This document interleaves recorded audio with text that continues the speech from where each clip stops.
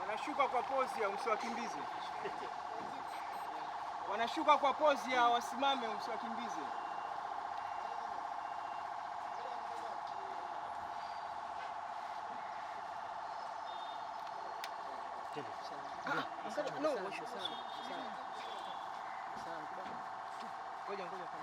Ngoja kamili. Tembea.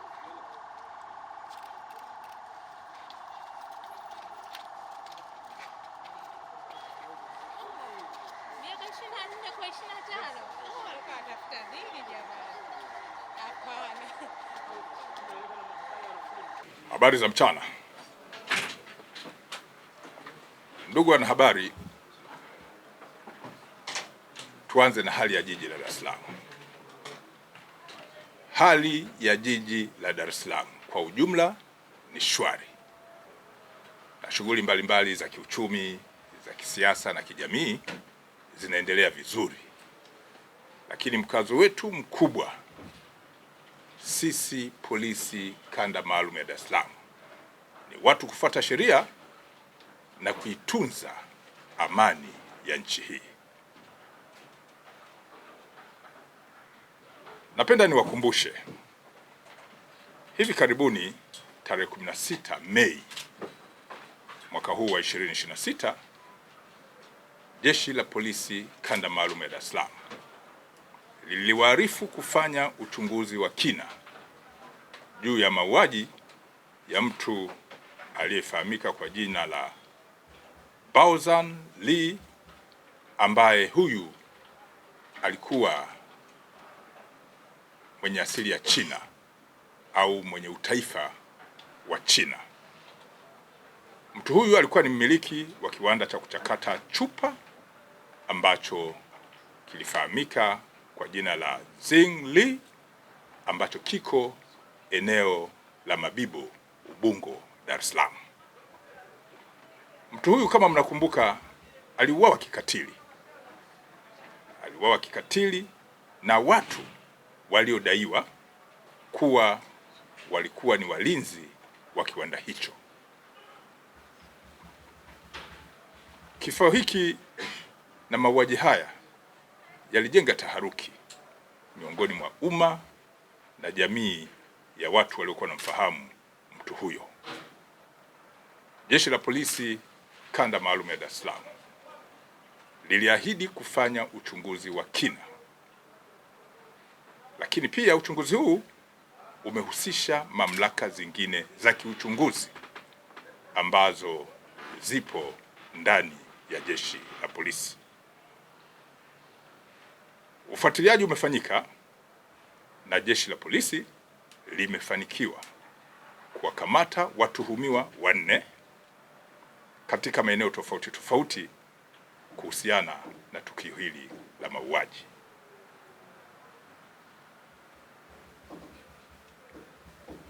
Watuhumiwa hao wote 4 baada ya kukamatwa wamehojiwa kwa kina kwa kuzingatia mifumo ya kisheria na wamekiri kula njama kwa pamoja, baadaye wakamvamia usiku, kumshambulia na baadaye kumuua mtu huyo, baada ya kuwa wamemwibia kiasi cha pesa, kwa mujibu wa wao, kiasi cha pesa cha shilingi milioni 9. Pesa hizo wanadai zilikuwa ndani kwenye kiwanda hicho, na mara baada ya kufanya tukio hilo na kuiba pesa hizo walitoroka na kuelekea maeneo tofauti tofauti. Watuhumiwa hawa baadhi yao wawili wamekamatwa eneo la Namanga mkoani Arusha na wengine wawili wamekamatwa eneo la Mabibo hapa jijini Dar es Salaam kwa siku tofauti tofauti. Watuhumiwa waliokamatwa wamejulikana kwa majina ya Godson Simon au maarufu kwa jina la Laizer.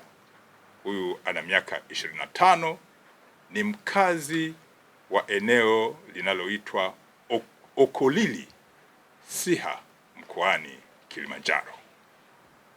Mtu mwingine aliyekamatwa ni Elisha Saitoti maarufu kama Lukmai. Huyu ana umri wa miaka 24 na ni mkazi wa eneo linaloitwa Mkonde Handeni mkoani Tanga.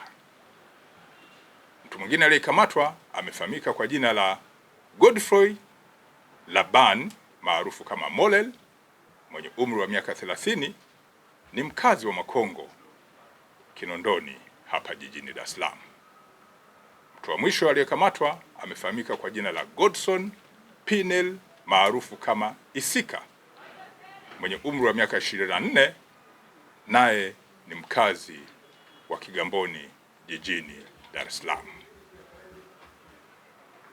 Watuhumiwa hawa baadhi yao baada ya kukamatwa wamekiri kutenda tukio hili, na baadhi ya pesa wamekiri kununua ng'ombe ambao wamewaonyesha, ambao wamechukuliwa na taratibu za kisheria zikiwemo na mifumo ya kisheria jinsi ya kufanya rekodi ya vielezo hivyo itafanyika. Baadhi yao pesa walizozipora wamedai kununua ng'ombe na ng'ombe hao wamewaonyesha.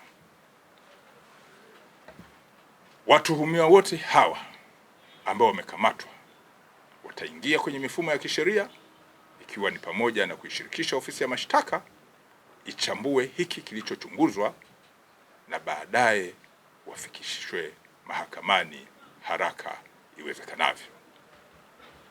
Jeshi la Polisi Kanda Maalum ya Dar es Salaam linaendelea kutoa wito watu kujiepusha na vitendo vya kihalifu.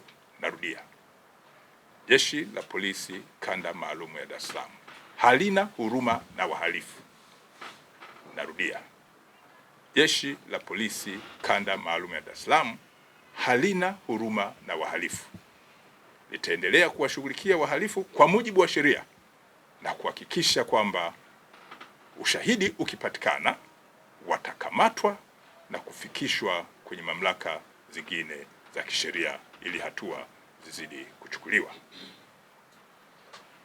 Uhalifu mara nyingi huwaingiza wahusika kwenye misuguano mikubwa ya kisheria.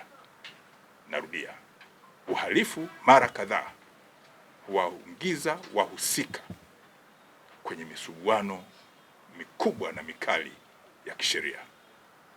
Naendelea kuwashukuru wananchi mbali ambao walichukizwa na tukio hili na ambao kimsingi wametupa ushirikiano mkubwa wakishirikiana na mamlaka hizi za kiuchunguzi na kufanikisha kukamatwa kwa watuhumiwa hawa ambao watafikishwa kwenye mamlaka za kisheria zingine ikiwemo mahakama. Asanteni kwa kunisikiliza. Kishki TV, nuru ya dini yako.